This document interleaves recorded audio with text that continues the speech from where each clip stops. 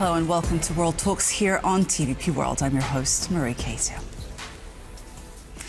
China and Russia continue to foster their cooperation, this time demonstrated by Russian Prime Minister Mikhail Mishustin's visit to China this week. The visit's agenda has included discussions on how to handle the impact of U.S. sanctions, and the Kremlin has, quote, attached very great importance to the visit. At the same time, we hear China has dropped its imports of Russian crude well over 40%, if not closer to 50%. I'm now joined by Scott Lucas, Professor of American Studies at the University College Dublin, to tell us more about this visit and what it may bring for broader international relations. Good morning and thank you very much for joining us. Thank you so much for having me here. So I want to start with China's notable drop in imports of Russian crude. We're looking at significant decreases of about 45%, if not more. What does this mean for China's trade relationship with Russia? But also, how does this impact Russia's economy? And what is the geopolitical meaning of this move? We know that China plays a significant role in keeping it afloat. If this drop in Chinese imports is sustained, it is a serious issue for the Russians. As you note, Russia's government, indeed its military invasion, relies to a great extent upon its revenues from energy sales, oil and gas. China is its biggest customer. So a 40 to 50% decrease over the long run is going to be a serious constraint on a Russian economy, which is already running into problems. An economy which is already stagnated in terms of its GDP, which has a spiraling government deficit, and which has issues with inflation at the same time that it's making very little progress on the battlefield. What is significant about that 40 to 45% drop for me is that it is not just China's state refiners. Those usually get the headlines, but it's actually China's independent refiners that take most of the Russian oil, and they too are reporting, or it is being reported that they too have decreased their volumes in recent weeks after the U.S. tightened sanctions on Moscow.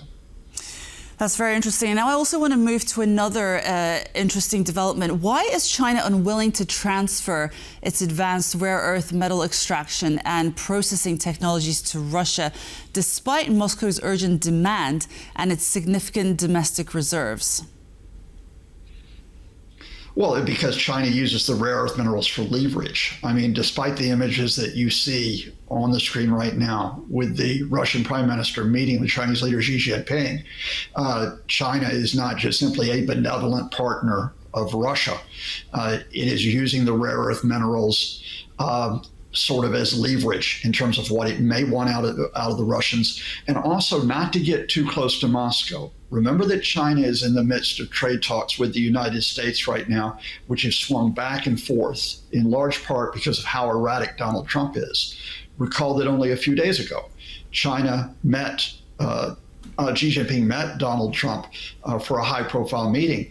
But China is still maintaining its export controls on rare earth minerals that it imposed in April on the United States and on Europe. So whether it's dealing with Moscow, with Washington, or with Brussels, China is saying, we've got these rare earth minerals. When we pursue our economic and our political interest, we will use them to try to get the upper hand in talks, whether that's about Russia's war in Ukraine, whether that's about Trump's tariffs on Beijing. And we've also just heard that China confirmed that it will suspend the 24% additional tariffs it imposed on the U.S. goods in April for 1 year. So in the face of that, how strong is the Russia-China relationship as they attempt to find their feet in the wake of U.S. sanctions? What's really going on, essentially? I think, and this has been true, I think, during Russia's full-scale invasion of Ukraine going back to 2022, and indeed well before that. And that is, it's not an either-or here. It's not that China is completely antagonistic to Russia. It's not that China is this diehard strategic ally of Moscow. China is playing a game for its own interest. Now, to an extent, it is in its interest that it maintains some level of trade with Moscow. China has been getting that discounted Russian oil to its advantage for years. It is in its interest that it keeps Putin in power. It doesn't want to see a vacuum in Moscow. It's in its interest that it keeps Russia on side in terms of China's broader Asian position. But China does not want to simply be lumped in with Moscow in terms of Russia's own invasion and its further adventures. That would cause problems not only with the US, it would cause it with Europe, it would cause it with many other countries. So the Chinese, they'll shake hands, but that's going to be a firm handshake, and it's going to be no promises, no guarantees without detailed talks. So what are we expecting to emerge out of this two-day meeting? And more importantly, how might it impact the country's economic and political strategies from here onwards? You'll get lots of photographs, you'll get lots of declarations of understanding, of memoranda of cooperation. That's what leaders always do when they meet. The reality is going to be this: to what extent is Beijing going to allow Chinese companies to continue to provide components, and in some cases to make components, for example, for Russia's drones, that Moscow needs for the war effort? Will China begin to back away from that and put pressure on companies because the US and the Europeans want to see action? Will China revert to taking more Russian oil in the next few weeks, in the next few months, because it thinks the pressure's off? Or will it turn the tap off to an extent on Moscow? And will China put a priority on that relationship with Moscow, or will it turn elsewhere? For example, its position elsewhere in Asia. For example, its discussions not only with the US, but possibly with the European Union, and for China's international position. Because above all else, China will declare itself as a peacemaker, and getting too close to a Russia that is carrying out a war and has been for 45 months on Ukraine, that doesn't look good for its PR. So what do you think will happen? What do you think the impact will be? And more importantly for us, what do you think the impact will be on Europe and especially Ukraine? Okay, I think there's two dimensions for this. In what is a marathon, not a sprint. Ukraine continues its resistance. China does not ally itself with losers. China only supports winners. If Russia was able to break through on the battlefield, say in the Donetsk region in eastern Ukraine, if Russia could break Ukraine's will to resist with its aerial attacks, if all of a sudden it could force the Zelensky government out of power, China would say, this has to be accepted. In other words, it would support the Russians. But if the Russians struggle on the battlefield, if the Russian economy struggles, China is not going to ally itself with what it considers to be a weakening country. And then there's the second front of this, because there are critical talks probably coming up between China and the EU in the weeks and months to come. There has been friction between those two major trading blocs. If the EU and China can work through some of those difficulties and get into a better relationship, it will have a knock-on effect, helping the EU's support of Ukraine. So, and what are the chances they will actually work through the frictions that you are referring to right now? Oh, that's going to be a long process. I mean, the EU frictions with China have built up over some time. They have built up over trade barriers. They have built up over questions of espionage, including industrial and technological espionage. They've sometimes built up over political issues and issues of rights. I think what you're looking is for a gradual step-by-step, as it were, easing of those tensions. So we're not going to talk about China making a sudden swing, which is pro-European, but sort of maneuvering its position.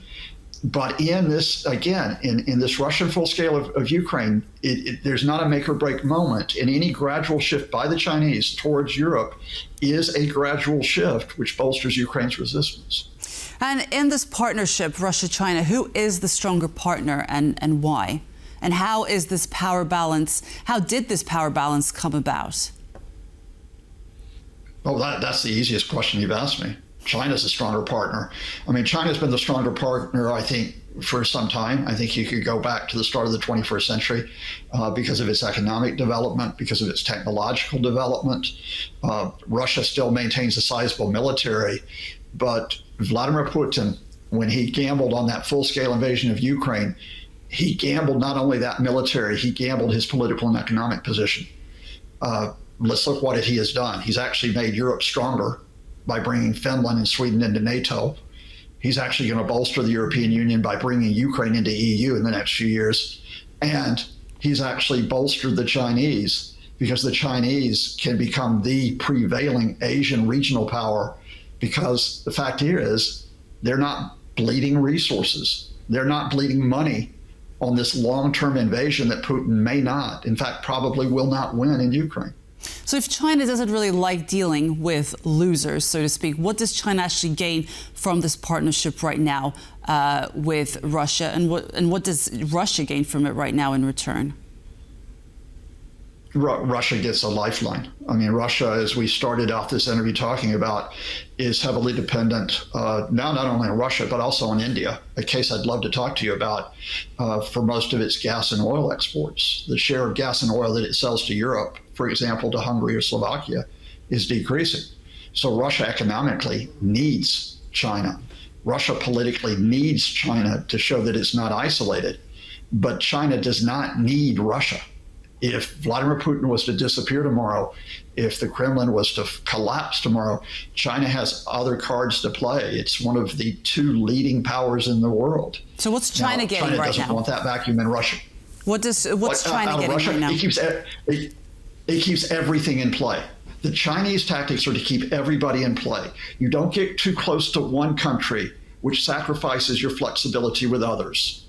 You keep Russia in play by saying to the United States, look, you can't just pressure us. We can go elsewhere. It keeps the EU in play by saying to the EU, you've got to negotiate with us because we can go elsewhere. China keeps all the balls on the table because it keeps all its options open for its political and economic maneuvers. Okay, Scott Lucas, thank you so much for joining us. It's a pleasure to always have you here. Thank you so much. And that's a wrap for World Talks this morning. Thank you so much for being with us, and we'll see you very soon on TVP World.